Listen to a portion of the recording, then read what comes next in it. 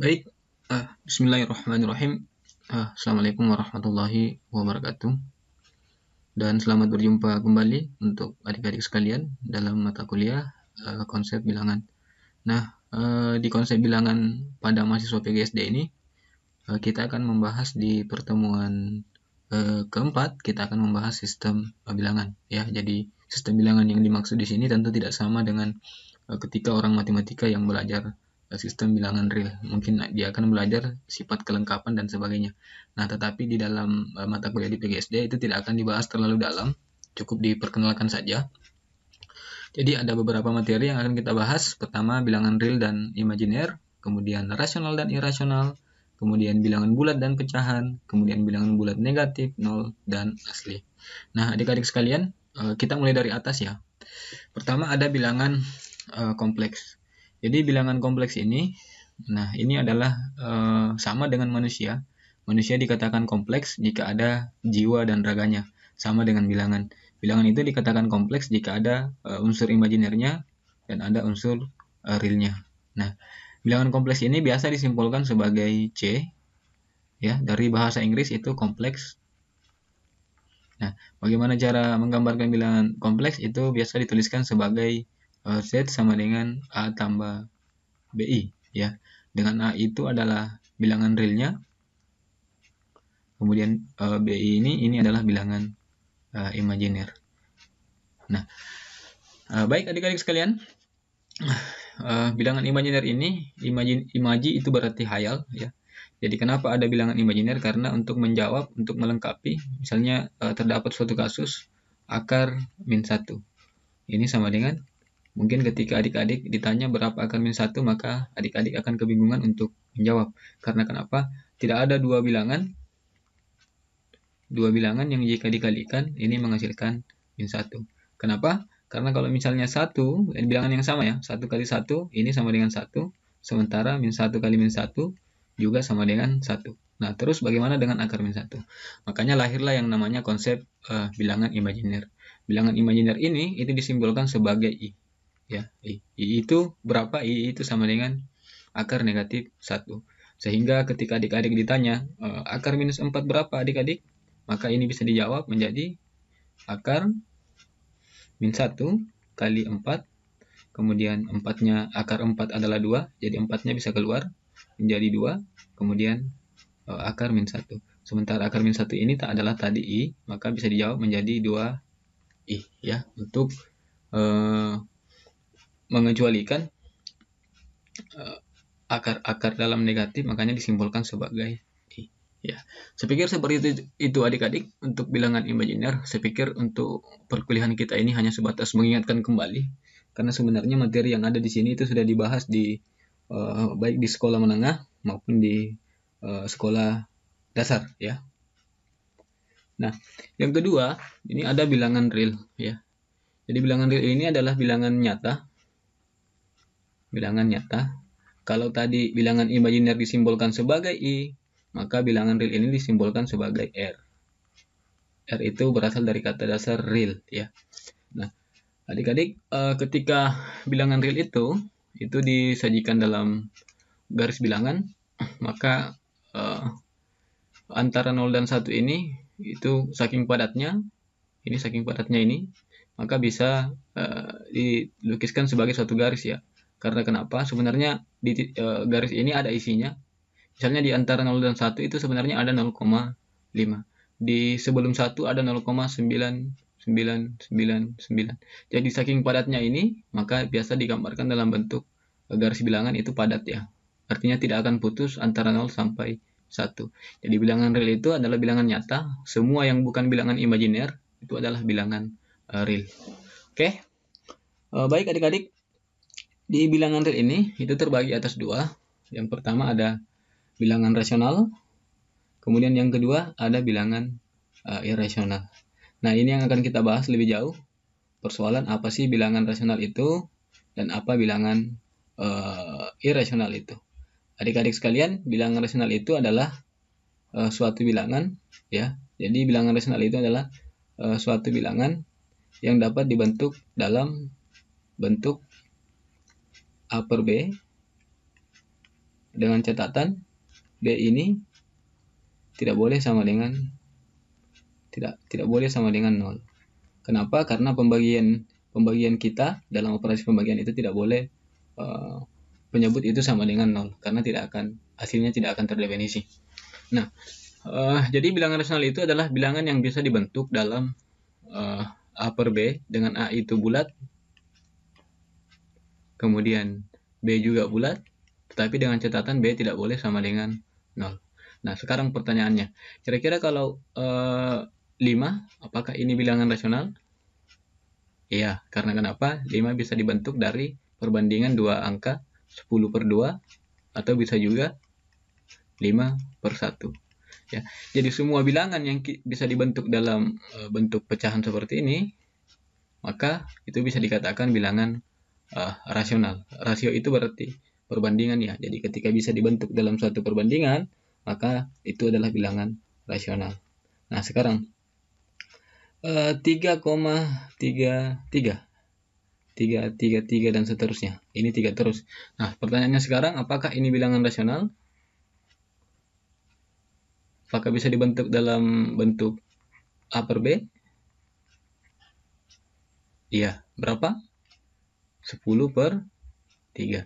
Nah, bagaimana cara mengubah ini dalam bentuk pecahan? Nanti akan saya bahas di konten yang lain ya. Jadi silakan adik-adik cari di konten yang lain di channel saya. Itu ada saya bahas persoalan bagaimana cara mengubah bilangan desimal menjadi bilangan pecahan. Nah, sekarang jadi jika seperti itu, jika bilangan rasional ini selalu bisa dibentuk dalam A per B, maka bilangan rasional ini adalah bilangan real yang tidak bisa dibentuk dalam bentuk A per B. Apa contohnya? Misalnya akar 2. Nah, akar 2 ini tidak bisa dibentuk dalam bentuk A per B. Ya.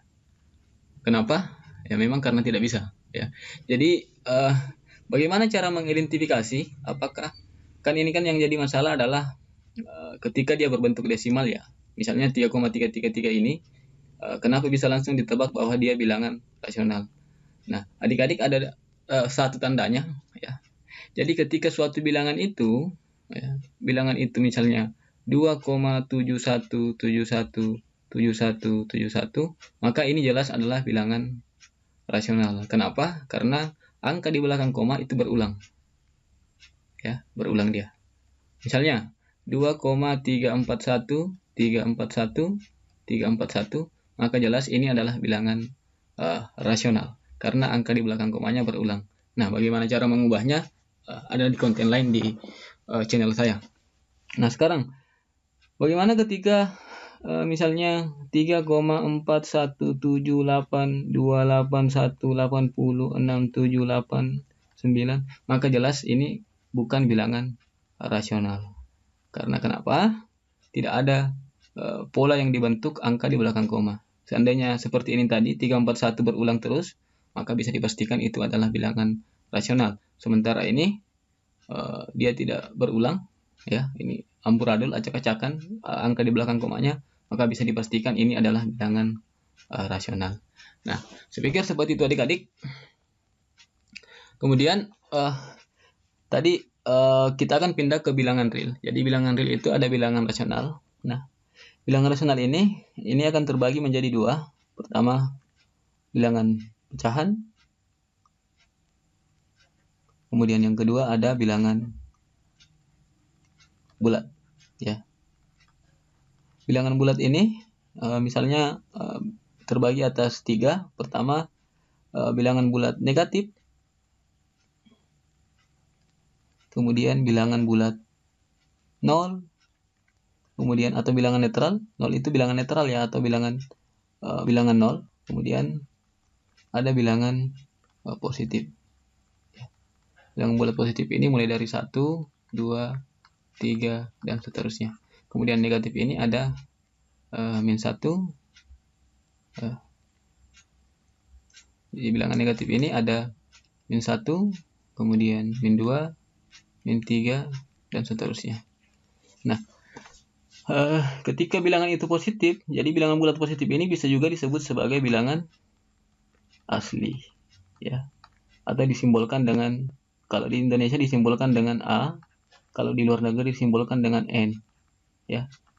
A sebagai asli, N itu sebagai bilangan natural. Kemudian kalau bilangan bulat ini disimbolkan dengan Z, ya. Kemudian di bilangan positif ini kita akan menemukan dua pola, ya. Yang pertama ada di bilangan asli ini ada bilangan prima, kemudian ada bilangan komposit. Apa itu bilangan prima? Jadi bilangan prima adalah suatu bilangan yang hanya bisa dibagi habis oleh bilangan itu sendiri dan satu, ya. Jadi bilangan prima itu apa? Bilangan yang hanya bisa dibagi habis oleh satu dan bilangan itu sendiri. Contoh bilangan prima, misalnya diberikan, saya berikan bilangan 1, 2, 3, 4, 5, 6, 7. Cukup sampai di sini, dan 8 dan seterusnya. Nah, sekarang apakah 1 berupa bilangan prima? Bukan. Karena kenapa? 1 hanya bisa dibagi habis oleh 1. Jadi minimal 2 pembaginya yang bisa dibagi habis. Minimal oleh dirinya sendiri dan 1. 2 apakah bilangan prima? Jadi 1 bukan, ya. 2 apakah bilangan prima? Iya. Karena kenapa? 2 hanya bisa dibagi habis oleh 1 dan 2 itu sendiri. Jadi 2 adalah bilangan prima. Nah, 3 apakah bilangan prima? Iya, karena kenapa? Yang bisa membagi habis 3 hanya 1 dan 3 itu sendiri. Sekarang, apakah 4 bilangan prima? Bukan. Kenapa? Karena yang bisa membagi habis 4 ada 1, ada 2, dan 4 sendiri. Seandainya cuma 1 dan 4 yang bisa membagi habis, maka 4 itu adalah bilangan prima. Tapi karena ada 2 di sini, maka 4 itu bukan bilangan prima. Nah, sekarang apakah 5 bilangan prima? Iya. Kenapa? Karena 5 hanya bisa dibagi habis oleh 1 dan dia bagi habis oleh dirinya sendiri atau 5 itu sendiri. Nah, begitu seterusnya. Jadi 5, 7, dan seterusnya. Nah, selain bilangan prima, ada bilangan komposit. Jadi bilangan asli yang bukan bilangan prima, misalnya saya berikan 1, 2, 3, 4, 5, 6, 7, ya. Jadi minimal bilangan itu, kalau komposit, selisihnya dari prima, ya. Jadi bilangan asli itu ada bilangan prima dan ada bilangan komposit. Nah, kita bisa lihat di sini bahwa 1 ini sebenarnya bukan prima juga bukan komposit, ya. Berarti 1 dikecualikan. Karena kenapa? 2 ini adalah bilangan prima. 3 bilangan prima, 5 bilangan prima, 7 bilangan prima, kemudian 8 bukan bilangan prima, 9 bukan, 10 bukan, 11 juga bukan. 11 bilangan prima, ya. Kemudian bilangan komposit itu adalah bilangan yang bisa dibagi habis oleh minimal 3 buah bilangan, ya. Kalau bilangan prima tadi kan bisa dibagi habis oleh 1 dan dirinya sendiri. 1 dan dirinya sendiri. Sementara 4 ini tadi, ini bisa dibagi habis oleh 1, kemudian bisa dibagi habis oleh 2, dan bisa dibagi habis oleh 4. Jadi selain bilangan prima yang ada di sini, maka itulah yang disebut sebagai bilangan komposit. Jadi bilangan komposit itu minimal bisa dibagi habis oleh 3 buah bilangan, ya, kecuali 1. Karena 1 kan cuma bisa dibagi habis oleh 1. Jadi dia tidak masuk dalam komposit, juga tidak masuk dalam bilangan prima. Oke, saya pikir seperti itu adik-adik untuk turunan dari bilangan real ini, ya. Di bilangan real ada 2, rasional kemudian irasional, kemudian bilangan rasional terbagi 2, pecahan. Kalau pembilang dan penyebutnya bisa dibagi habis, maka dia akan menjadi bilangan bulat, ya. Oke. Kemudian kita masuk di bilangan rasional tentang pecahan, ya, bilangan pecahan. Nah, adik-adik mungkin sudah familiar tentang bilangan pecahan, tapi ketika nanti mengajarkan pecahan itu di sekolah dasar, maka adik-adik usahakan untuk memperkenalkan menggunakan benda-benda nyata seperti ini, atau contoh-contoh seperti ini, sebelum memperkenalkan lebih jauh tentang bilangan pecahan. Nah, bilangan pecahan ini terbagi atas 2. Pertama, pecahan murni, kayak bensin, ya. Ada bensin murni, ada bensin campuran. Jadi pecahan murni, kemudian ada pecahan campuran. Ini kalau anak motor tahu ini, bensin murni dengan bensin campuran. Ada pecahan murni, ada pecahan campuran. Nah, pecahan murni ini itu apabila, jadi adik-adik kan kalau pecahan itu kan logikanya adalah A per B ya, bentuk A per B ya, dengan catatan tadi B itu tidak boleh sama dengan 0. Nah, A ini namanya apa adik-adik? Ya, pembilang ya. Kemudian B ini adalah penyebut. Awas kalian tidak tahu, ini pelajaran SD loh. Nah, pecahan murni ini itu apabila pembilang lebih kecil daripada penyebut. Misalnya 1/2. Nah, ini kan pembilang lebih kecil daripada penyebut. 2/3. Kemudian 10/500. Kemudian 7/8. Kemudian 10/12. Jadi selama pembilangnya lebih kecil daripada penyebut, maka itu yang disebut sebagai pecahan murni atau pecahan biasa. Ya. Kemudian ada pecahan campuran. Nah, pecahan campuran ini itu apabila kita menemukan bahwa pembilang ini lebih besar daripada penyebutnya. Misalnya 5/3. Nah, ini bisa dirubah menjadi 1 berapa adik-adik? 1, 2/3. Nah, ini. Kemudian 8/5 misalnya. Ini bisa berubah menjadi 1. Ini logikanya begini ya. 8/5 itu kan 1. Misalnya begini. Secara mudahnya begini. 8/5. 8/5 1 kali 5 5. Sisanya 3. Maka dari itu pecahan campurannya adalah 1. Kemudian sisanya 3/5. Jadi 1 3/5. Jadi selama ketika pembilang lebih besar daripada penyebut, nah maka itu adalah pecahan campuran. Kalau ini pecahan biasa ya, atau pecahan murni. Kalau ketika pembilang itu lebih kecil daripada penyebut. Saya pikir tidak ada masalah adik-adik soal pecahan ini. Jadi, tapi nanti ketika mengajarkan di SD, usahakan adik-adik memulai dari hal-hal yang seperti ini ya. Misalnya kuekah yang dibagi, rotikah yang dibagi, buahkah yang dibagi. Tapi karena saya mengajar mahasiswa, maka saya tidak akan bahas terlalu jauh tentang bagaimana pecahan itu secara konkret. Kemudian operasi pecahan. Jadi operasi pecahan ini ada penyembelahan. Ini juga lagi-lagi awas kalau adik-adik tidak tahu. Ada penyembelahan. Saya pikir ini mudah. Misalnya 1/2 tambah 1/2. Maka karena ini penyebutnya sudah sama, maka sisa dijumlahkan saja menjadi 2/2. Nah, yang masalah adalah ketika penyebutnya tidak sama. Misalnya 1/3 tambah 1/4. Nah, karena ini penyebutnya tidak sama, maka kita harus menyamakan penyebut dulu. Kira-kira cari suatu bilangan yang habis dibagi 3 dan habis dibagi 4. Nah, atau secara mudahnya, kalau tidak mau repot, sisa kalikan saja ya. Misalnya posisinya ini kan kita cari 12 ya, yang bisa dibagi 4 dan bisa dibagi 3. Jadi 12 kemudian tambah 12. 12 bagi 3 itu sama dengan 4. 4 kali 1 sama dengan 4. Kemudian 12 kali bagi 4 itu sama dengan 3. 3 kali 1 sama dengan 3. Berarti ini sama dengan 7/12. Jadi di pecahan itu yang susah adalah menyamakan penyebut.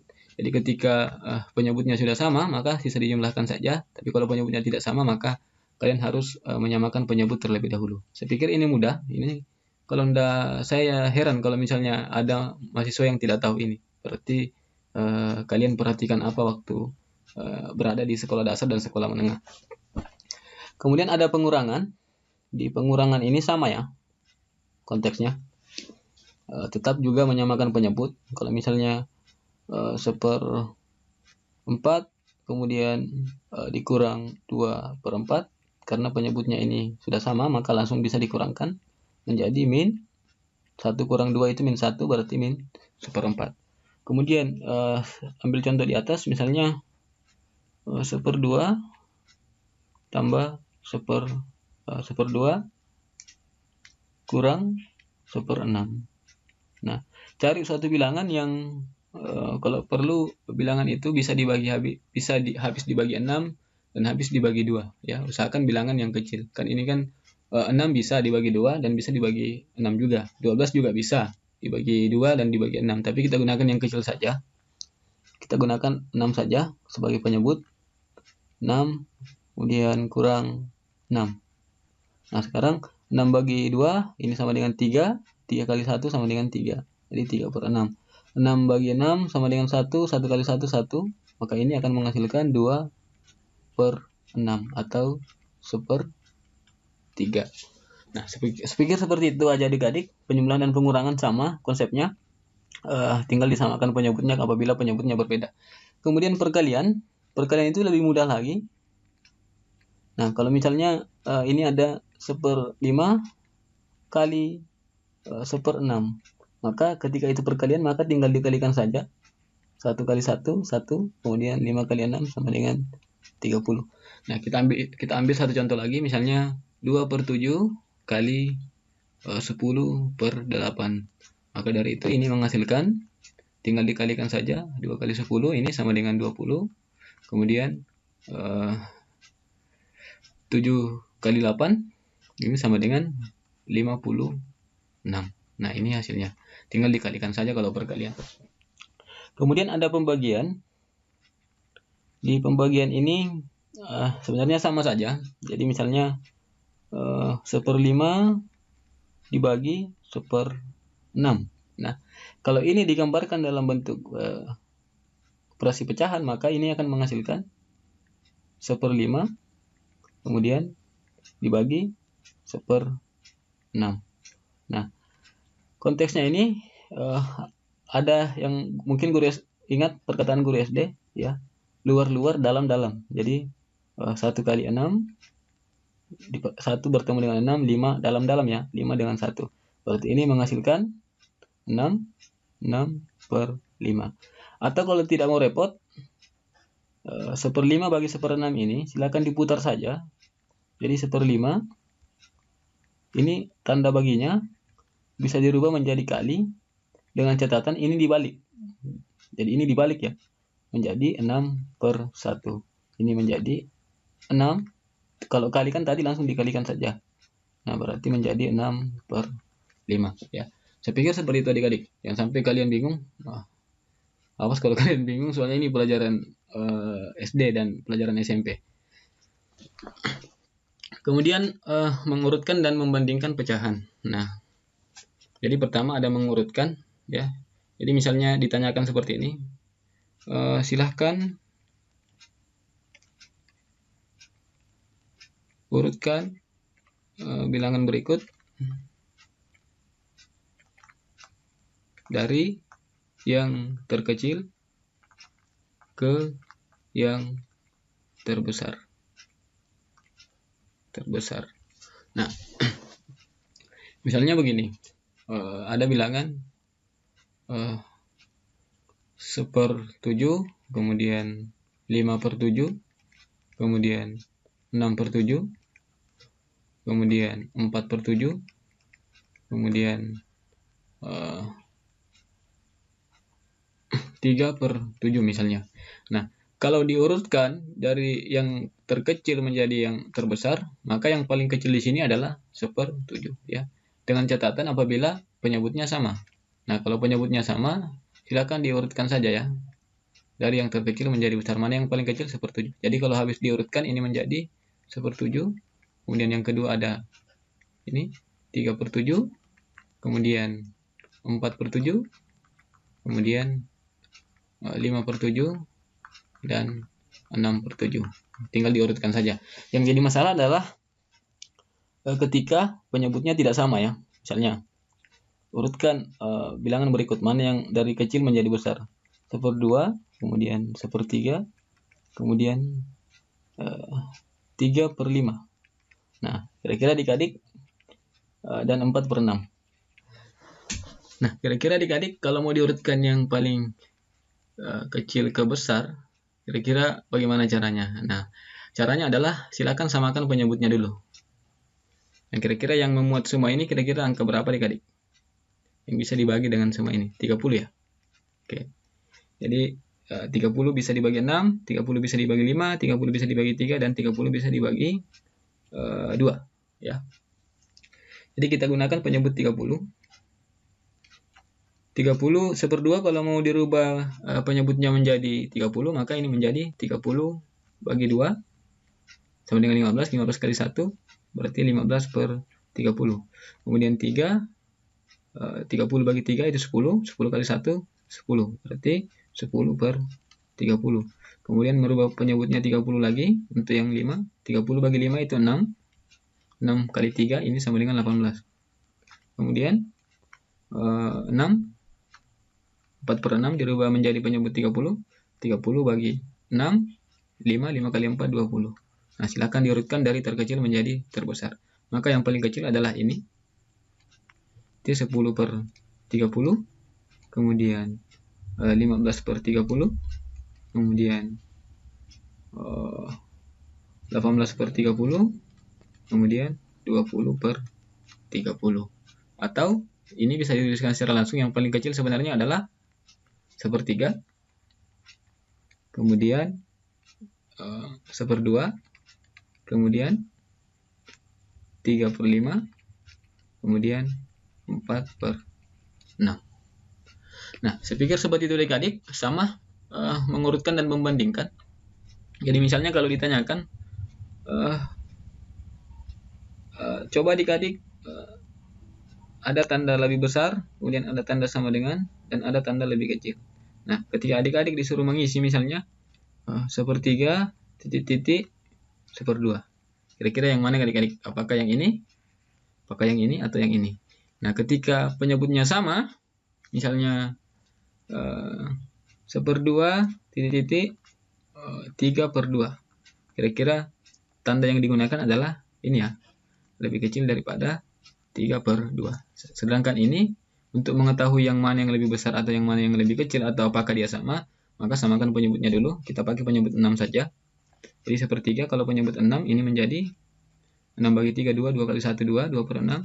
Sementara 1/2 ini menjadi 3/6. Nah, 2/6, 3/6 mana yang lebih besar? Lebih besar yang 3/6. Berarti 2/6 lebih kecil daripada 3/6. Ini berarti tandanya adalah lebih kecil. Nah, saya pikir seperti itu adik-adik. Untuk bagaimana cara mengurutkan dan membandingkan, saya pikir mudah, cukup diganti saja penyebutnya. Kemudian yang terakhir ada operasi hitung pada desimal ya. Jadi operasi hitung pada desimal ini sama saja, misalnya 0,565 kemudian ditambah 0,12. Ini sama dengan, nah, kalau mau dijumlahkan maka cukup luruskan angka di belakang koma ya. Jangan dijumlahkan yang bukan temannya. Misalnya ini 0,565 tambah 0,12. Berarti cara menjumlahkannya itu menjadi 0,565 tambah 0,12. Jadi jangan salah pasang. Ini karena satu angka di belakang koma, juga satu angka di belakang koma, kemudian 6 2 angka di belakang koma, ini juga 2 angka di belakang koma. Ini menjadi, kalau dijumlahkan menjadi 5, 8, kemudian 6, kemudian 0,685. Nah, saya pikir ini mudah untuk penjumlahan. Begitupun dengan pengurangan. Jadi kurangkan sesuai letak posisinya di belakang koma. Kemudian ada perkalian. Jadi misalnya 1,5 kali 1,5. Ini sama dengan, nah, silakan adik-adik jangan perhatikan komanya dulu. Ini jangan diperhatikan dulu. Ini menjadi 15 kali 15 itu kan sama dengan 2,25. 15 kali 15 itu sama dengan 225 ya. Kemudian kita hitung karena ini satu angka di belakang koma, dia memiliki satu angka belakang koma. angka belakang koma, kemudian ini juga satu angka di belakang koma, maka hasilnya kita harus mengambil dua angka. Karena ini satu angka belakang koma, ini juga satu angka, maka hasil perkaliannya itu otomatis dua angka di belakang koma. Jadi 1, 2, berarti hasilnya adalah 2,25. Nah, sebagai contoh lagi, 1,25 kali 2,563. Maka jangan pedulikan komanya dulu, kita hitung saja. Ini yang pertama ada dua angka di belakang koma, dua angka ya. Ini ada 3 angka. Hasil perkaliannya adalah 320375. Nah, sekarang kita lihat di sini 2 angka di belakang koma, di sini 3 angka. Maka letak komanya di sini adalah kita hitung dari belakang 1 2 3 4 5. Berarti hasilnya adalah 3,20375 ya. Baik adik-adik, untuk pembagian saya pikir sama ya. Misalnya ini untuk perkalian tadi, sementara untuk pembagian ini hanya sekedar mengingat saja. Misalnya 2 dibagi 0,5. Nah, maka dari itu ini ada satu angka di belakang koma ya. Berarti ini berubah saja. Kalau 0,5 ini dijadikan 1 kali lompat berarti 5. Kemudian karena ini 5-nya maju ke depan, maka 2-nya tambahkan 0. Berarti sama dengan 20 bagi 5. Sama dengan misalnya 2 bagi 1,25. Maka ini bisa menjadi, karena ini 2 angka belakang koma, kita tuliskan saja 125. Karena 2 angka di belakang koma, maka ini ditambahkan 2 0 di belakangnya. Berarti 200 bagi 1,25. Nah, saya pikir seperti itu adik-adik. Kalau bilangan bentuk baku, saya pikir tidak ada masalah. Misalnya 18.000. Ini kita hitung ada berapa angka di belakang, ada berapa nolnya? 3 ya. Berarti ini sama saja kalau kita katakan 10 kali Ini sama saja kalau kita katakan 18 kali 10 pangkat 3 ya. Kemudian kalau misalnya 100.000, nah ini sama saja kalau saya katakan 1 dikali 10 pangkat 5 ya. Begitupun dengan pembagian misalnya. Misalnya 0,18.000. 0,18. Maka ini karena 2 angka di belakang koma, maka ini bisa dikatakan 18 kali 10 pangkat negatif 2. Kenapa? Karena 0,18 ini sama dengan 18 bagi 100. Kalau bagi itu negatif ya. Di sini. Berarti 0,18 bisa dirubah menjadi 18 kali 10 pangkat min 2. Begitupun misalnya 0,00018. Nah, kita hitung saja. 1 2 3 1 2 3 4 5. Berarti sama saja kalau saya katakan 18 kali 10 pangkat negatif 5. Nah, saya pikir seperti itu adik-adik. Saya pikir ini mudah ya. Ini pelajaran SD loh, pelajaran sekolah menengah. Saya pikir adik-adik bisa lebih memahami. Saya pikir cukup. Saya kira assalamualaikum warahmatullahi wabarakatuh.